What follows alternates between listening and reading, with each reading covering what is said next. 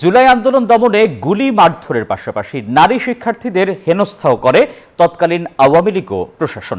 বুধবার শেখ হাসিনা সহ ৩ আসামির বিরুদ্ধে চতুর্থ দিনের যুক্তি উপস্থাপনের সময় ট্রাইব্যুনালে এসব কথা বলে প্রসিকিউশন। দাখিল করা হয় হেলিকপ্টার থেকে গুলির যাবতীয় ডকুমেন্ট। পরে সাংবাদিকদের চিফ প্রসিকিউটর জানান যে অকাট্য প্রমাণ উপস্থাপন করা হয়েছে তা আন্তর্জাতিক মানদণ্ডে অভিযোগ প্রমাণে যথেষ্ট। জুলাই গণ অভ্যুত্থান চলাকালে ঢাকার আকাশে উঠছে হেলিকপ্টার, টার্গেট করে ছোড়া হচ্ছে গুলি। বুধবার শেখ হাসিনার মামলায় দেখানো হয় এই ভিডিও চিত্র। প্রসিকিউশন আদালতে তুলে ধরে আইন শৃঙ্খলা বাহিনীর হেলিকপ্টার থেকে গুলির প্রমাণ। পুরো আন্দোলনে নিরস্ত্র ছাত্র জনতাকে পাখির মতো গুলি করা হয় হাসিনার নির্দেশে। শুধু ঢাকাতেই ৯০,০০০-এর বেশি গুলি হয়, আর সারা দেশে তাজা বুলেট ছোড়া হয় ৩ লাখেরও বেশি। গুলিবিদ্ধ আহত নিহতদের শরীর থেকে সংগৃহীত মারণাস্ত্রের বুলেট প্রমাণ হিসেবে দাখিল করা হয় আদালতে। একমাত্র স্মার্ট সিটি বসুন্ধরা, আধুনিকতায় এক ধাপ এগিয়ে।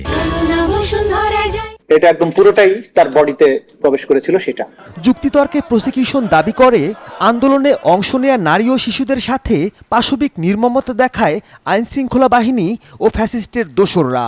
শহীদ আব্দুল আহাদ 4 বছর বয়স, তাকেও হত্যা করা হয়। বলেন, যেসব দালিলিক প্রমাণ আদালতে তুলে ধরা হয়েছে আন্তর্জাতিক মানদণ্ডে তা আসামিদের অপরাধ প্রমাণে যথেষ্ট।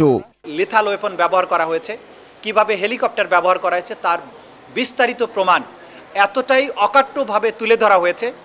এই আদালত শুধু নয়, আমরা যেটা বারবার বলেছি যে এই এভিডেন্স দিয়ে আন্তর্জাতিক কোনো আদালত হোক, বিশ্বের যে কোনো দেশের যে কোনো আদালতে তোলা হোক, অকাট্যভাবে এই অপরাধীদের, এই আসামিদের অপরাধ প্রমাণিত হবে। বুধবার প্রায় 3 মাস পর জুলাই আগস্টে গণহত্যার পৃথক 7 মামলায় আওয়ামী লীগের শীর্ষ নেতা এ আসামিদের আনা হয় ট্রাইব্যুনালে। সবার বিরুদ্ধে তদন্ত শেষের দিকে দ্রুতই তদন্ত প্রতিবেদন দাখিল করা হবে জানিয়েছে প্রসিকিউশন। আলাদা আলাদাভাবে তদন্ত হয়ে তাদের বিরুদ্ধে চার্জশিট দাখিল হয়েছে, ফর্মাল চার্জও দাখিল হয়েছে।